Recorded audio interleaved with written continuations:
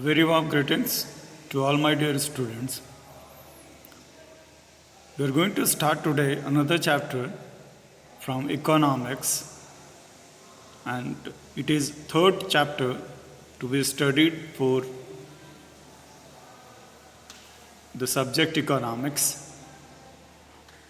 The topic is money and credit. Before going to proceed further, we have to understand the concept of money. What is money? And nowadays we cannot imagine anything without money. Money plays a very important role, or it has been playing a very important role since decades in order to fulfill our needs, in order to give us the opportunity to exchange the things that we wanted to. But the present conditions was not the same in our past.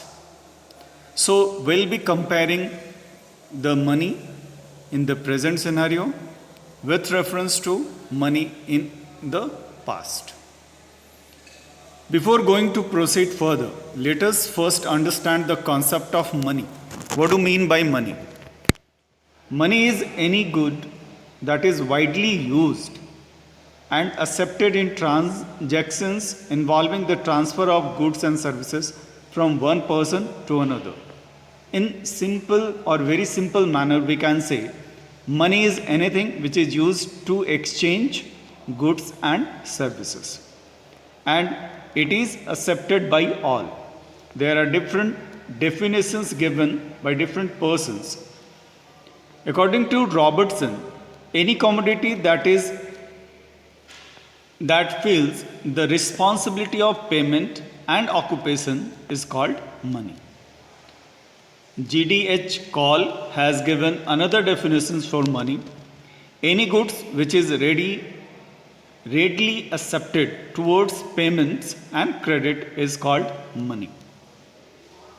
Kent has also defined money as anything which is readily accepted measures of value during transaction is called money. Anything which is readily accepted as a measure of value during transactions is called money. There are different countries having different kind of currencies running at present. We know well about our currency, that is rupee. Similarly, let us understand some of the currency used in some of the countries. America uses dollar. In European countries, it is pound or euro. China, it is yuan. Russia, ruble. Belgian franc. Japan, yen. Sudan, pound. These are the pictures of different kind of currencies used in above list of the countries.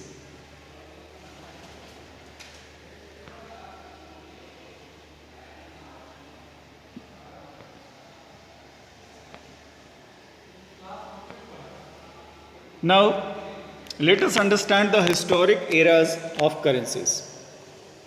There are 4 eras of currencies. Akbar era, that is of golden coins. Muhammad Tughlaq era coins, Samudragupta period coins, and modern era Indian currency. So, there are different history associated with the coins, especially the golden coins. It has started with Akbar era golden coins, Muhammad Tughlaq era coins, Samudragupta period coins, modern era Indian currencies. So let us observe how it has came into the evolutions of the coins or currencies that we are using currently.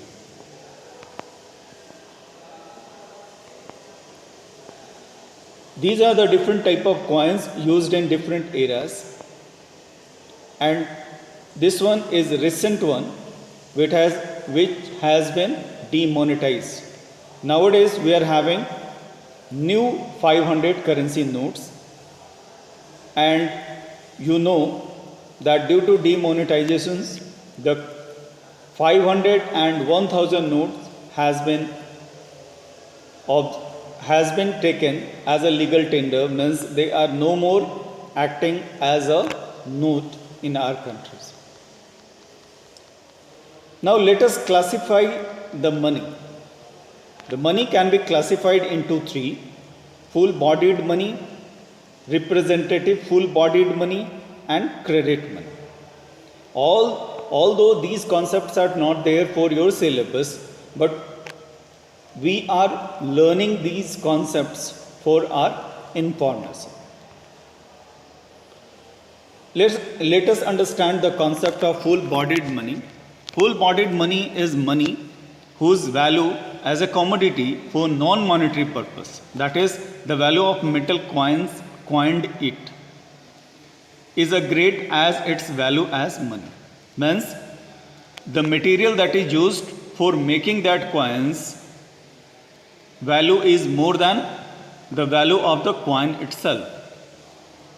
The main full bodied monies in modern economies have been the coins of standard metals like gold and silver. Now let us understand about representative full bodied money. Representative full bodied money is usually made of paper.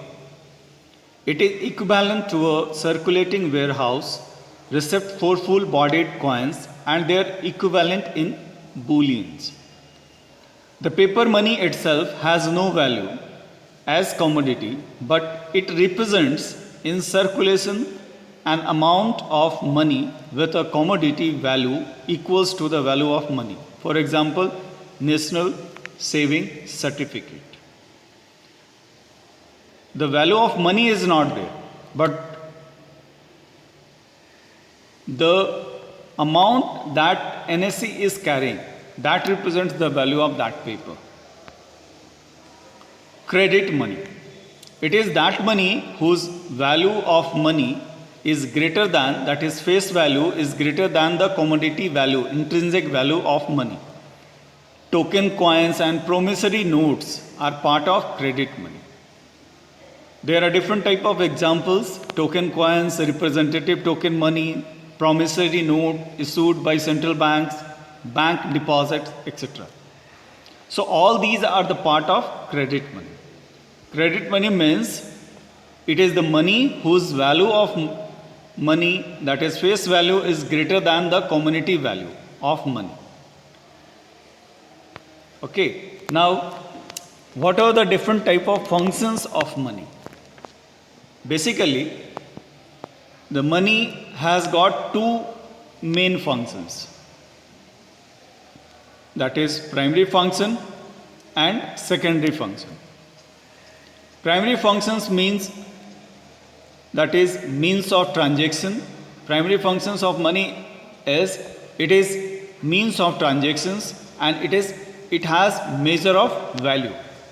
Similarly, when we are talking about the secondary function of money, it stores of value, helpful in deferred payment, and transfer of value is there, which is associated with money. So what are the different type of functions that money performs? It is a measure of transactions, measure of value, store of value, helpful in deferred of payment. Deferred payments means the payment can be done in future date, and transfer of value. Other functions are also associated with money, that is contingent functions of money, basis of credit, liquidity, guarantor of solvency, distribution of national income. All these concepts are need to know only. We will discuss more about these concepts in details when we will study money and banking in class 12.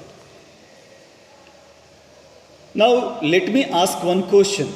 Is it possible to perform the function of buying and selling without making use of money medium?